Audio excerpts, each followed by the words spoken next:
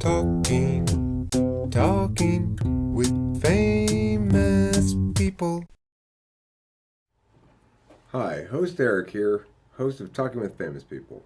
And today I hope to present to you an introduction to cognitive functions, an introduction to the MBTI personality type world for somebody who's not familiar with it and who is finding themselves unable to identify exactly which type they are by MBTI. Keep coming up with different results. Sometimes I get this, sometimes I get that. Or keep getting the same result, but don't really feel like it matches with you. So I believe I've got a better way of approaching this that might help people to successfully identify what's useful in the typology idea sphere, how to use it, and also what type you are, and how to think about typing in general. Okay? So, first of all, when we look at Myers-Briggs with the 4 letters, maybe you know what those 4 letters stand for, maybe you don't. The E and the I is extroverted, introverted, the N and the S is intuition and sensing, the T and the F is thinking and feeling, and the J and the P is judging and perceiving. So, a lot of people, when they approach this, they look at these letters and they say, okay, well, which letter am I in this? Which letter am I in this? Which letter am I in this? But it's not particularly meaningful to do that, and it's the backwards approach to figuring it out, because those letter combinations are derived from the cognitive functions. And what a cognitive function is, basically, is a perspective. It's a perspective on the world that it represents how you approach any given moment, any given problem that you come across in the world. So, if you enter a new room and you see one person crying, somebody else standing near that person, a third person standing over here looking at a clipboard, what do you do? How do you approach that situation? What is your thought process? And if you look at a whole bunch of different situations and ask, what is your thought process in that situation? What is your thought process in that situation? And observe a person's behavior. What is the actual person's behavior in that situation? Then you start to see that there are definitely clear patterns, that people do behave somewhat consistently in comparable circumstances, and those consistency patterns line up with the consistency patterns of others. So, I mean, it's fair to say that we do indeed have the capacity to taxonomy all of the human population into some random number of types, at least, if we wanted to make it completely arbitrary. I contend that it's not completely arbitrary, that it's an accurate enough representation of the different ways in which human beings might approach the world. And so, but the problem is, to understand it as such, we've got to look first at what those perspectives are and what it looks like to manifest one of these types in the world from a stasis and from a fluidity perspective. All right, so I've made some slides here, and I've got my assistant Bob, who brings those up he's going to bring those up on the screen as I call for them here. And hopefully we won't have any, fingers crossed, difficulties with that today. So, all right, Bob, can you please bring up the first main table, the function order table? Okay, good. Thank you, Bob. All right. If we look at this table here, first you're going to see each of these types has got the type letters, what that cognitive function stack is, the default approach, blah, blah, blah. What does this cognitive function stack part mean? What does this set of paired letters mean? Well, it refers to one of the 4 functions, which are sensing, thinking, intuition, and feeling. And it tells you the orientation of it, introverted or extroverted.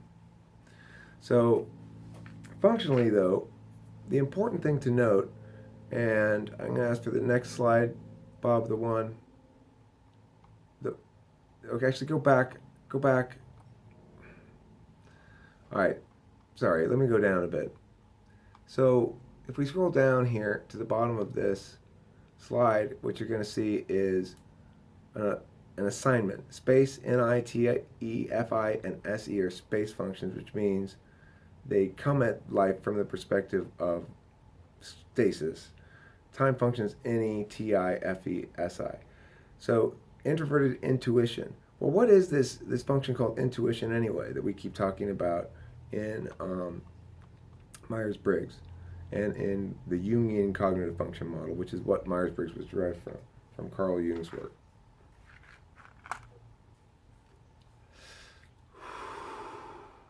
Intuition is a person's relationship to truth, okay? So if you have extroverted intuition, you see truth as something that is generated, created by individual agents. If you have introverted intuition, you're going to see truth basically as something that is discovered, that it already exists, okay?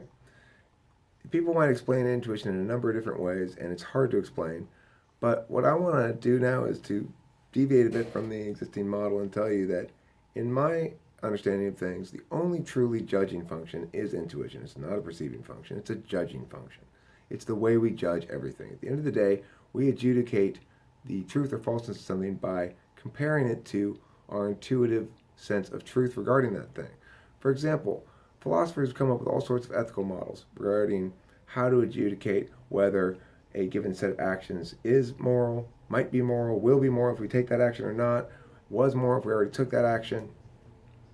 All these sorts of sets of rules that you can apply to determine these things. But at the end of the day, we test those sets of rules themselves. We test those models against what we know to be intuitively true. If your ethical model says, oh, I plugged in these variables and it works out in such a way that it is okay for you to club to death a bunch of toddlers, then we say that that's sufficient to prove that model inadequate. Well, but that just means we're comparing it against that which we intuitively accept as true. That's not cool. So what I'm telling you is that intuition is the ultimate judge. It's the end judging function. We've got one judging function, intuition. We've got two justification functions, thinking and feeling. It's how we justify the judgments that we make with our intuition. And we have one experiencing function, which is sensing. So this is how we go about the world. And whether or not we are going to interact with the world in this way or that way or the other way is going to depend on which of these perspectives we maximize. It's important to note that you have a finite number of hours in the day, a finite number of minutes. If I want to spend a certain number of minutes, for example, cleaning up after myself, regulating my life, making sure my schedules are in order, making sure I'm where I'm supposed to be, when I'm supposed to be, making sure all my objects are put away, stuff like that, I am prioritizing then the process of regulation. That is a perspective that I prioritize. What the other side of the the other side of the seesaw is if you have high, and that would be high SI, high introverted sensing. Your introverted sensing deals with yourself in time. So it says, how can I be efficient? How can I be organized and scheduled and stuff like that? However, to be fully oriented in that towards that end, it's going to depend which other function it conjoins with. So the thing to remember about your four cognitive functions is it goes 8, 4, 2, 1. You're going to use or function with as a tool. You're going to use your lead function, your dominant function, 8 times as frequently as your trailing function, your fourth function. So for every 8 times that I engage in play, exploration, or disruption, which is the function that the extroverted intuition, my lead function, does, when I engage in that, I am not engaging in anything else. And specifically what I'm not engaging in, because it's disruption that I'm doing, specifically what I'm not engaging in is regulation. I am not regulating, I'm changing things around, making them irregular, making it new. So obviously my trailing function is going to be weak and my dominant function is going to be strong, if for no other reason than I practice those perspectives most of the time in life. Now the reality is we use our dominant function as whatever it is. So for example, if I am dominant thinking, either extroverted or introverted, I'm going to use it primarily, I'm going to be primarily oriented into determining and justifying the conclusions that I intuitively know that intuitively resonate with me.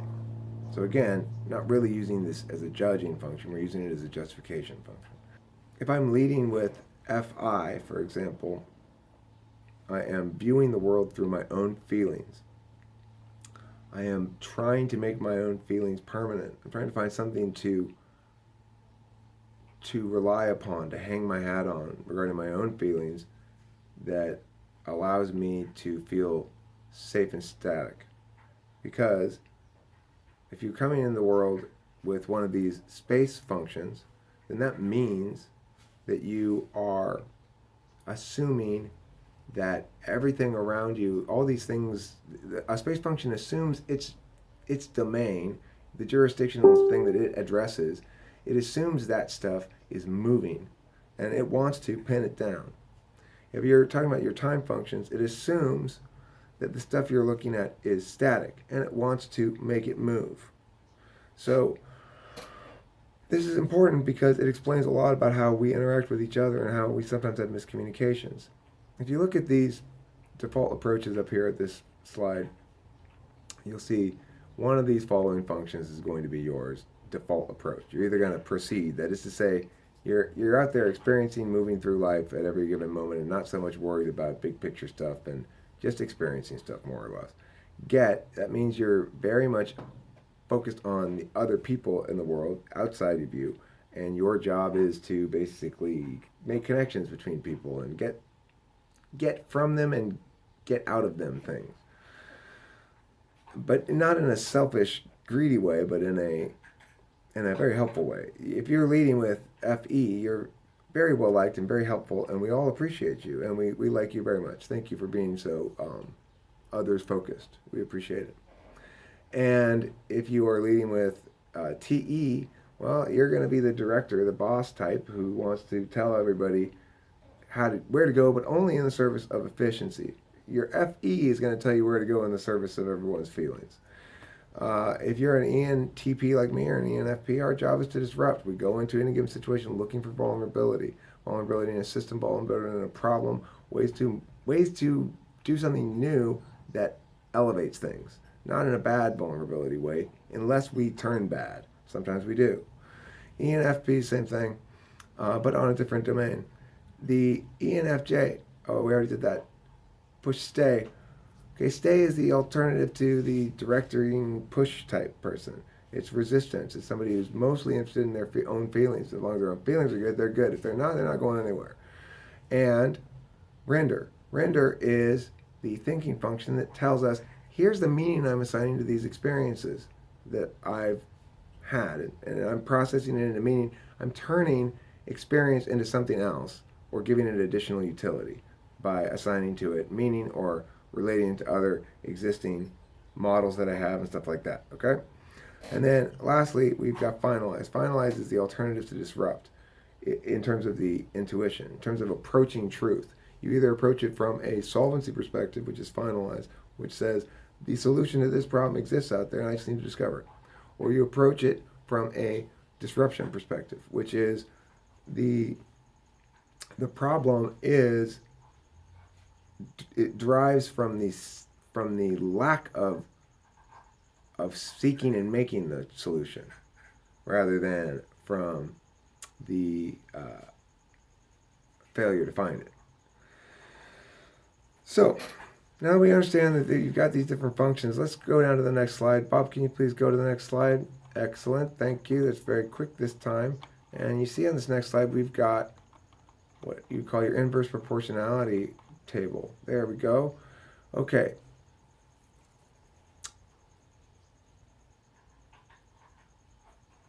Inverse proportionality slots 1 and 4. What does this mean? If you are leading with extroverted intuition, which means you are an ENTP or ENFP, you have this relationship of 1 to 4 inverse proportionality with disruption and regulation. You have the same kind of relationship if you are TE or if you are FI. You're going to be inversely proportional with one another. If you're dominant TE, you're inverse proportionality with FI. If you're dominant FI, you're inverse proportionality with TE. So to the extent that you stay, it is at the expense of the opportunities to push. Every opportunity you take to stay is one fewer opportunity to push, and it's zero sum. So yeah, you do one, it displaces the other. And same thing with NE and SI, same thing with TI and FE, extroverted feeling and introverted thinking. To the extent you do one, to the extent you go out and get data, you're not processing it. To the extent that you're processing data, you're not going out and getting it. And lastly, the SE and NI vector, which says immersion and emergence. If you are proceeding with an existing truth, a model that's in place that says everybody's going to do this and for this purpose, then you are an SE person. You're comfortable with the status quo and you want to experience the status quo as best you can. And if you are an NI person, then you are mostly interested in realizing the truths, realizing your own identity as well. So, for the personality types, your first job, in my opinion, is to ascertain what is your dominant perspective. How do you actually enter into any moment? If you were to sort of take a data over the course of a couple of days, are you fundamentally a disruptor? If you are, I can tell you this. Like, for example, I asked the kids a question in class the other day. I had two types. An ENFP, first I asked the INTP, who gave me an answer, straightforward enough answer. And then I asked the ENFP, and she said, it's a bad question. I can't possibly answer that. And the reason is because she approached the opportunity to answer a question by first identifying vulnerability. That's what the ENTP does. It's what the ENFP does as well. We approach these things with disruption. If you are that type of person, you may not be able to recognize it immediately. This is the thing about typing yourself, is that we have all these aspirational things as well. And we use language, which is a clumsy approximation of what's going on in our cognition processes. So if you are going to say to yourself, first of all, I'm trying to identify my type, what's the first thing I need to know? Well, you can identify yourself as an extrovert or an introvert if you want, but it's not really particularly meaningful. What's more meaningful is to say, am I a regulator? Am I a disruptor? Well, let's look at the box factory slide now. Bob? That's not the box factory slide, Bob. What are you looking at? What is that? What? No, not that one either, Bob. What are you looking at? The news, Reuters. What the hell is this in the news for? What are these girls doing? Oh, I'll have to read about that. Security forces. So. All right, well, anyway, regardless of that, Bob, can you put the goddamn right slide up? Thank you. The box factory. So when we look at the box factory slide, what you're going to notice is we imagine the world as a box factory, and there are things in the world, and there are boxes in the world, and we put things in boxes, and we move boxes places, and we design boxes for new kinds of things, and we design boxes to hold multiple boxes, and we figure out how boxes fit in other boxes, we figure out things that fit in boxes, and all that kind of stuff, right? That's life. This box factory job. What's your job at the box factory? Well, if you are an ENTP or an ENFP, your job is designing boxes, designing new boxes. You're not very good with existing boxes necessarily, except to describe what's wrong with them, why a new box needs to be designed. You're not very good at all with just determining the purpose of carrying something in a box at all, or of moving things from one place to another in boxes, but you're good at designing new boxes. If you lead with SI, you are the person who checks that the right things are in the right boxes. And you go around and you make sure everything is ordered properly. If you lead with FE, you go out in the world and find things that fit into boxes. So okay, well, the box is static, the thing is static, I'm going to go find a static thing and put it in a static box. Okay? You view people and ideas as static. People and models as static. If you're TI, if you're leading with thinking, if you're an INTP, or if you are an ISTP, I think it goes that way. INTP or ISTP. Then you are, oh yeah, it says right there. Then you are going to be the determining how those boxes will fit inside of these boxes. Look, we've got this box that's got to be shipped out with all the other boxes, but we need a big box to put these boxes in, but they're kind of weird shaped boxes. Okay, well, this is how you fit those boxes into that box. That's your job if you're INTP or ISTP. If you are INFP or ISFP, you're the thing that goes in the box. You are an animal, basically. Is what this model tells us. Okay, I mean, I'm not saying you literally are an animal or a thing. I'm just saying the chances of you watching this video are very, very small because INFP and ISFP are not people who concern themselves with abstractions. They just aren't. Okay, next one, TE. If you are ENTJ or ESTJ, that means your job is moving things to boxes. How do I get that thing from that place to that box? And then that box to that place where it's supposed to go with the thing inside of it. If you are INTJ or INFJ, then your job is knowing which things fit in which boxes. And you know it by just going like this. Someone comes up to you and they go, what is this? Which box should I put this one in? I don't know which box it goes in. You go, oh yeah, it's a weird shape. That goes in the Langley 24/7 model box. Go ahead and put it in there. And they go and they put it in, it fits perfectly. And they're like, how the fuck do they know that? Well, that's because you have introverted intuition, my friend. You know which things fit in which boxes. Now, lastly, if you are SE, you're the guy who carries the boxes places. So, TE, he tells you where to take the box, and you take it there, basically. So, that's going to be your ESTP and ESFP, and I see here on the slide I didn't finish this one for some reason. I'm sorry about that.